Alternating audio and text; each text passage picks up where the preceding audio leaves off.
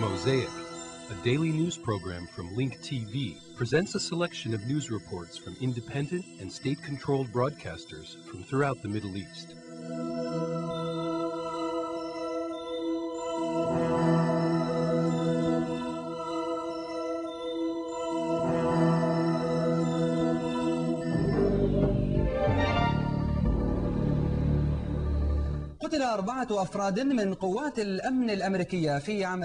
Four members of the American security forces were killed in a suicide operation in northern Iraq. The assailants used a car bomb to target an American diplomacy convoy, according to an American official. In the southern city of Basra, the British Ministry of Defense confirmed that its forces freed two of its soldiers who were arrested yesterday evening.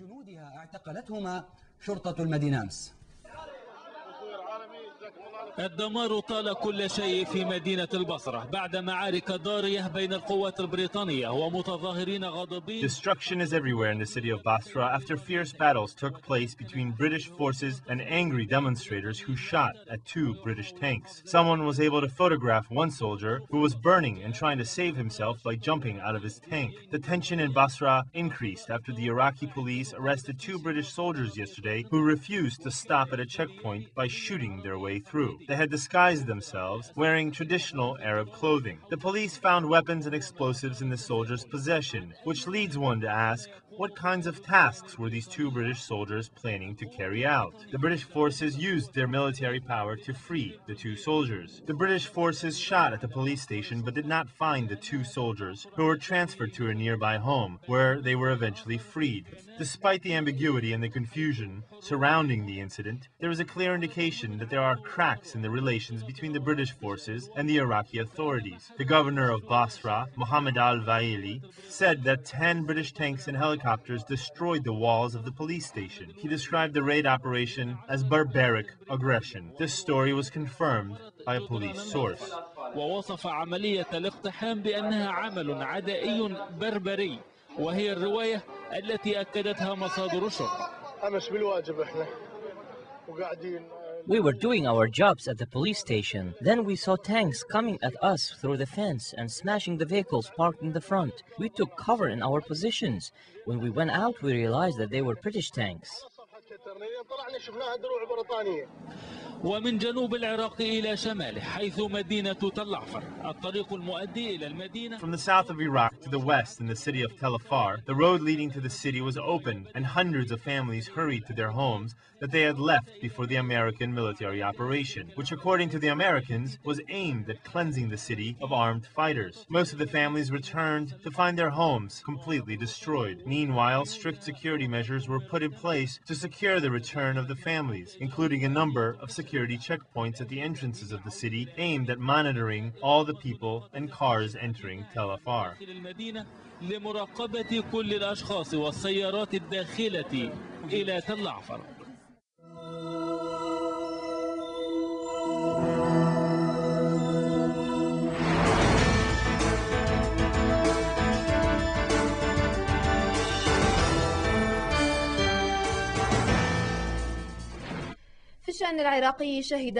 A new wave of suicide bombing struck many Iraqi cities, killing and injuring dozens of Iraqis, latest of which was a car explosion that killed 7 Iraqi police officers and 1 civilian in the southern part of the Iraqi capital.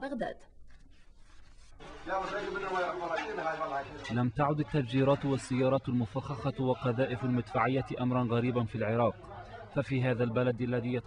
Images of car explosions, suicide bombings, and mortar attacks in Iraq have become a familiar scene. The Iraqis, who are looking for a better and a more stable future, wake up every day to the sounds of gunfire and bloody violence targeting civilians. In the city of Al-Mahmudiyah, south of Baghdad, a suicide car bomb exploded, killing 7 Iraqi police officers and 1 Iraqi civilian. According to an official from the Iraqi Interior Ministry, speaking on on condition of anonymity, the suicide bomber targeted an Iraqi police checkpoint at al-Mahmoudiya's city limit, but most of the victims were Shiite pilgrims on their way to the holy city of Karbala. Moreover, a medical examiner confirmed that a mortar shell attack was launched, targeting an American armored vehicle in the area of Al-Mafraq in Bakuba, east of Baghdad, killing one person and injuring 4 others. In the northern city of Kirkuk, the Iraqi police arrested an armed man who was allegedly trying to detonate a car bomb in the downtown area. The Iraqi police covered the suspect's face and head while escorting him to a nearby police station, but they were unable to prevent angry people from repeatedly kicking and hitting the suspect, who sustained head injuries. In another unrelated development, the Iraqi police discovered a warehouse used to store weapons and ammunitions in the area of Al-Huwaija in Kirkuk. Furthermore, in the city of Tal Afar, hundreds of people returned to their families as the Iraqi forces ended an offensive military operation there. العسكرية التي قامت بها القوات العراقية بهدف طرد المسلحين. The city of Tal Afar is now secure. The people returned safely to their homes. We provided them with the water, food, and Iraqi flags. They were very cooperative with local authorities.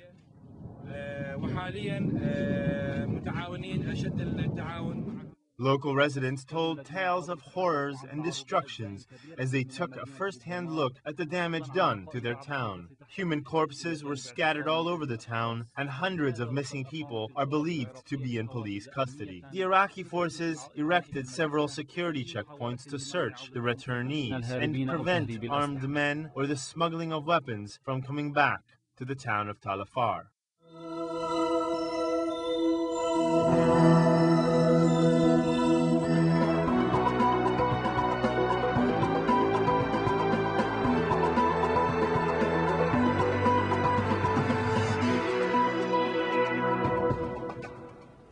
A photographic exhibition has opened in London, focusing on the feelings of British and American soldiers stationed in Iraq. They've expressed their emotions in cartoons and comments scrawled on the walls of their temporary barracks.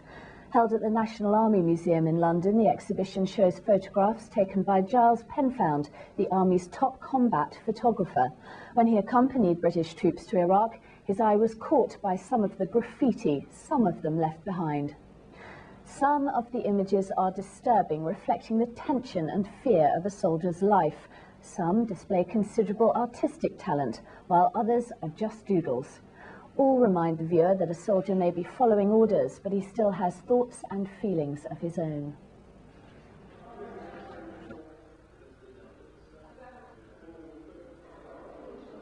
A lot of it's like challenging ideas about what soldiers are, you know, and just even in myself, you know, they have an impression about what a soldier is and what he would do, and you wouldn't initially expect him to be artistic in any sort of way. But some of the pictures are beautiful; they really are. Like, some of them are quite shocking. But you go from sort of a very like a childlike scribbling to a really, really good cartoons and really sort of well placed cartoons. It's interesting, I think, very, very interesting.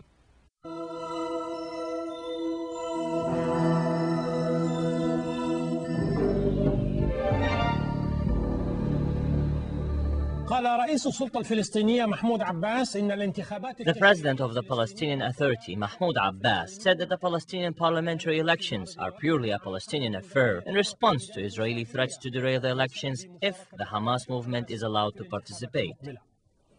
The Islamic resistance movement, Hamas, responded by threatening to disturb the lives of Jewish settlers if Israel continues to meddle with the Palestinian elections.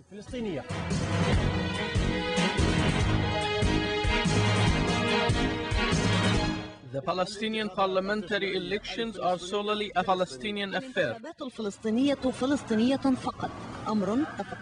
All Palestinians, officials and non-officials, believe that the Palestinian elections are solely a Palestinian affair. This includes the president of the Palestinian Authority and its officials, all Palestinian factions, especially the Islamic Hamas movement, which is the target of Israeli intervention. Israel launched an international campaign in New York to prevent Hamas from participating in the parliamentary elections scheduled to take place on January 25, 2006. However, the Palestinians reject Israeli intervention in internal Palestinian matters and attempts to derail the peace process.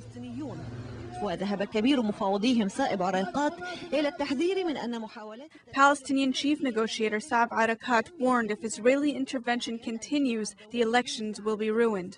He urged the international community to help the Palestinians by providing international observers to ensure the Palestinian ability to hold legitimate elections in the West Bank, Jerusalem, and Gaza.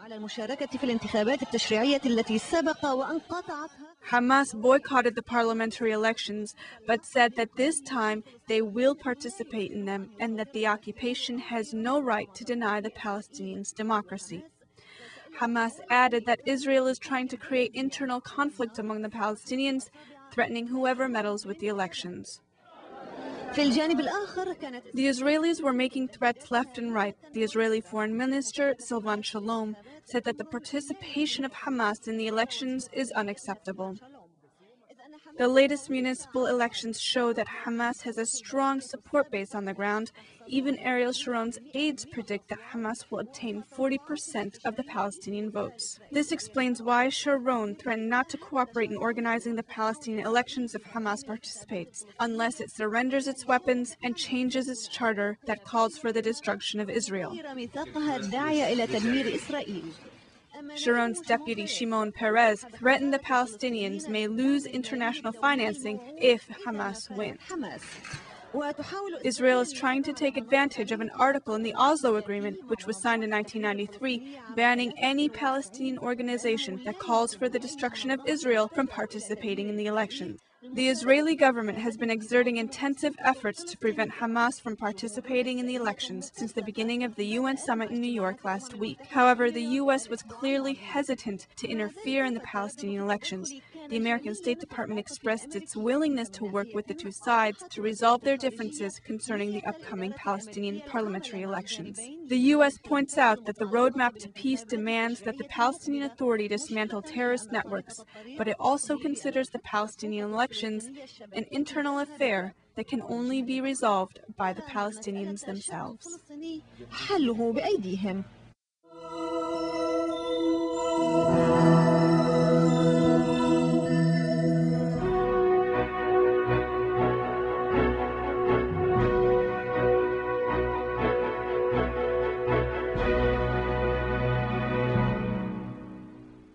A Palestinian-Egyptian meeting was held today at Rafah crossing point, where the Palestinian side was represented by the National Security Advisor, General Jibril Erjoub, Head of President's Security Forces, Brigadier General Faisal Abu Sharikh, Head of the National Security Forces in the Southern Area, Major General Jamal Kayed, and the Administrative Director of Rafah crossing point, Usam Al-Assar, while the Egyptian side was represented by Head of the Security Delegation, General Ibrahim Shukri, in addition to a number of Egyptian security officers. Meanwhile, National Security Advisor Jibril Erjoub told reporters that the terminal will be open on Friday and Saturday to students and Palestinian nationals so they can leave or return to the Gaza Strip while waiting for the problem of the crossing to be sorted. Can you repeat your speech in English, please? We discussed with the Egyptians today the security arrangements on the borders. The Palestinian political decision is to have all the borders, including the passage under a Palestinian-Egyptian jurisdiction. This is a matter of principle. We have an interest also to convince the whole international community that the unity between the West Bank and Gaza is a matter of principle. We initiated intensive talks with the whole international community in general and with the quartet in particular to convince them that we will open the passage according to the international rules, and we do believe that the Egyptians and the Palestinians are committed to the regional stability. Today we discussed with our counterparts the arrangements on the borders. It's a Palestinian interest and I think an Egyptian interest to have the borders under our joint control.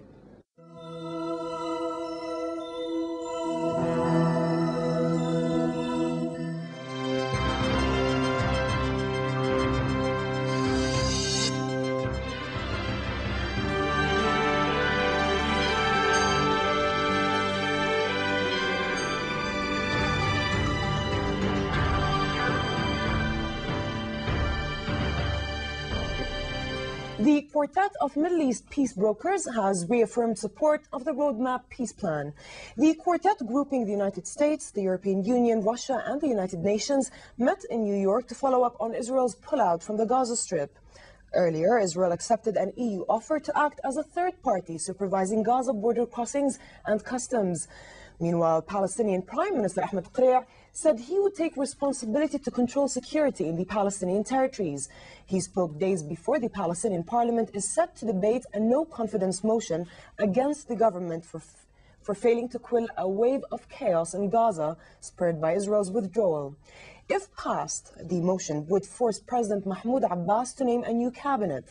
Abbas held Israel responsible for the chaos on the Gaza-Egypt border, and Qurayh urged the quartet to help in operating the Rafah crossing. In the West Bank early today, the Israeli army unilaterally pulled out from a second West Bank settlement without notifying the Palestinian side. The army withdrew from the settlement of Sanur near the northern West Bank city of Jenin after earlier evacuating the settlement of Homish. Iran has said it would review allowing short-notice inspections of its nuclear facilities if referred to the UN Security Council. Iran's chief nuclear negotiator Ali Larijani spoke in Tehran after British Foreign Secretary Jack Straw and US Secretary of State Condoleezza Rice both emphasized the eventual need to refer Iran to the Security Council. The three main EU powers, Britain, France and Germany, agreed with the United States to submit a resolution to the board of the International Atomic Energy Agency meeting in Vienna to report Iran to the highest UN body. Adding to the pressure, Israeli Foreign Minister Silvan Shalom said Iran might be as little as 6 months away from completing the know-how to build a nuclear bomb. But top officials from the US, EU, Canada and Japan failed to persuade Russia to refer Iran to the Security Council. An EU diplomat said Russia remained convinced that scrutiny of Tehran's nuclear program was a matter for the IAEA and not the Security Council. Diplomats said the United States was pressing behind the scenes for a quick IAEA vote to send Tehran to the Security Council. But European ministers emerging from a meeting with Russian Foreign Minister Sergei Lavrov said there was time for more diplomacy. We've now reached a very difficult moment. I hope that it is possible to resolve this within the Board of Governors, but that may not be possible.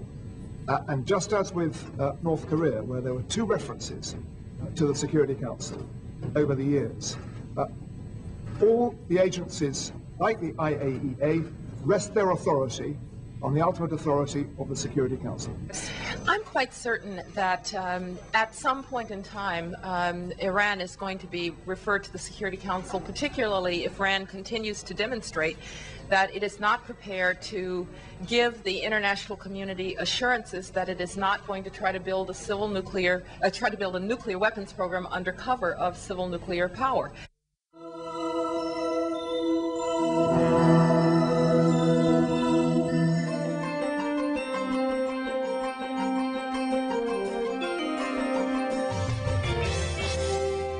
Participants at a U.S.-sponsored multilateral meeting on Lebanon in New York yesterday cracked up the pressure on Syria to stop meddling in Lebanese affairs and voiced support for plans to hold an international conference in Beirut by year's end.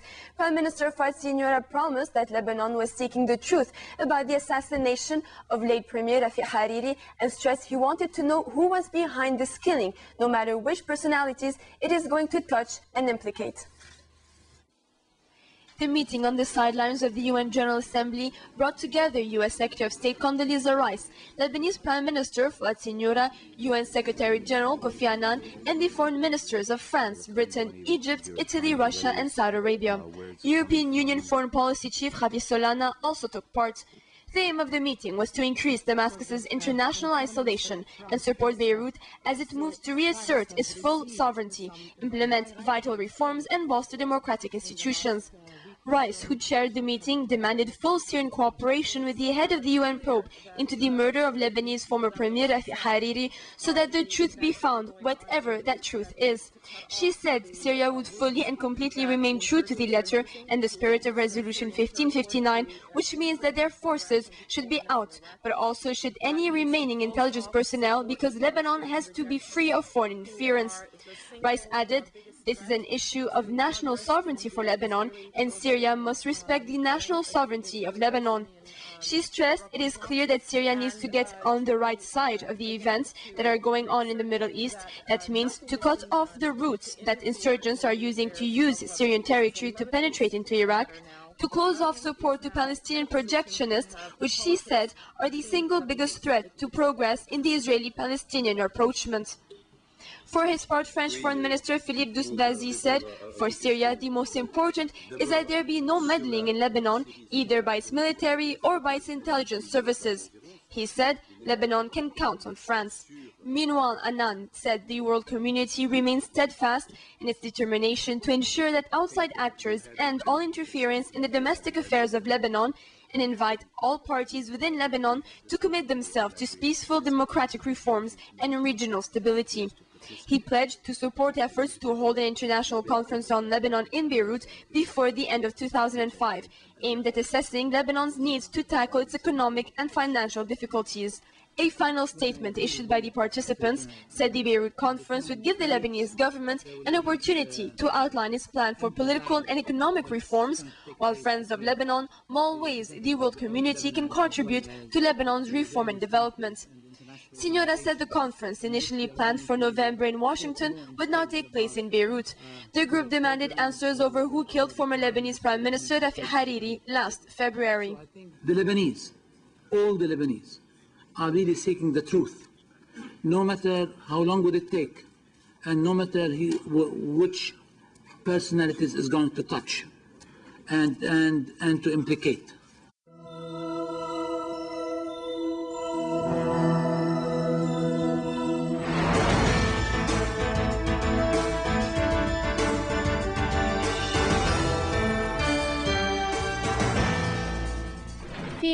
In the Dark Continent, the Sudanese President Omar al-Bashir confirmed that the National Unity Government will soon be sworn in. However, he did not give a specific date. It is expected that the National Conference Party and the Popular Movement will win most of the government seats. Meanwhile, 3 major opposition parties are expected to abstain from joining the government.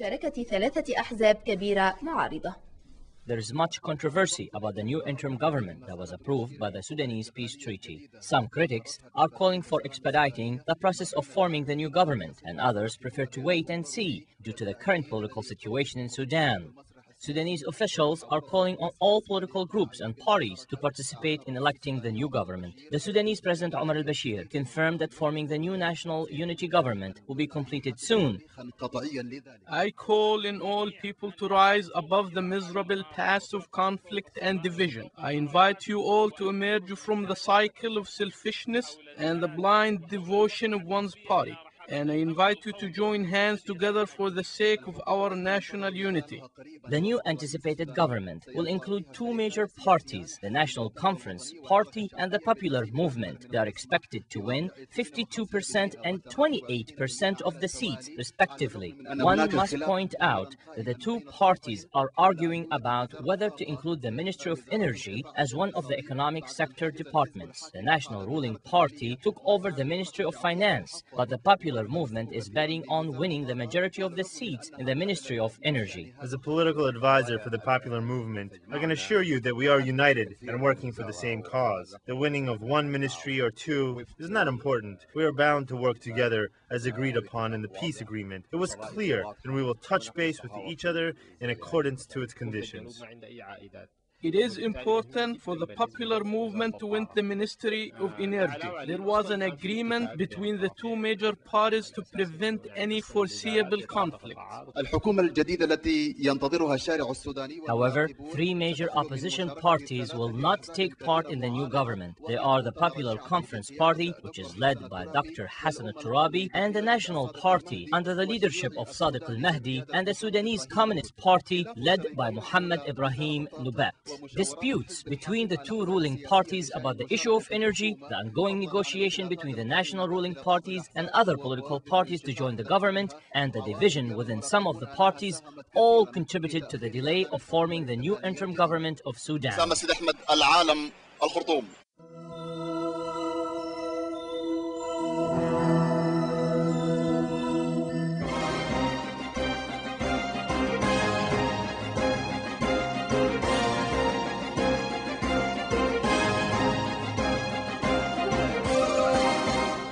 Holocaust survivor Simon Wiesenthal, who dedicated his life to tracking down Nazi war criminals and bringing them to justice, died early this morning in Vienna. He'll be laid to rest in Israel this Friday. Called the conscience of the Holocaust, the 96-year-old Wiesenthal spent almost 6 decades collecting information on those considered most responsible for the murder of 6 million Jews during the Holocaust. IBA's Jonathan Elkins brings us more on Wiesenthal's remarkable achievements in this report. Simon Wiesenthal spent more than 50 years hunting Nazi war criminals and speaking out against anti-Semitism and racism in general.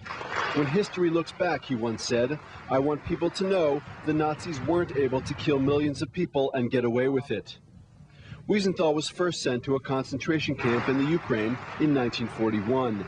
In 1943, he escaped another camp just before the Germans began killing all of the inmates. His life work began after the Americans liberated the Mauthausen death camp, where he was a prisoner. It was his 12th camp overall. Wiesenthal, who lost 89 relatives in the Holocaust, weighed just 45 kilograms at the time. He said he quickly realized there is no freedom without justice and began to hunt down those responsible for the murder of the 6 million Jews killed in the Holocaust. The Nazi hunter was best known, perhaps, for his role in tracking down SS leader Adolf Eichmann, the man behind the final solution. Eichmann was captured by the Mossad, tried in Israel, and hanged. Among the others Wiesenthal pursued tirelessly and brought to justice was Austrian policeman Karl Silberbauer, who captured the Dutch teenager Anne Frank and sent her to the Bergen-Belsen concentration camp, where she died. Wiesenthal passed away in his sleep at his home in Vienna at the age of 96.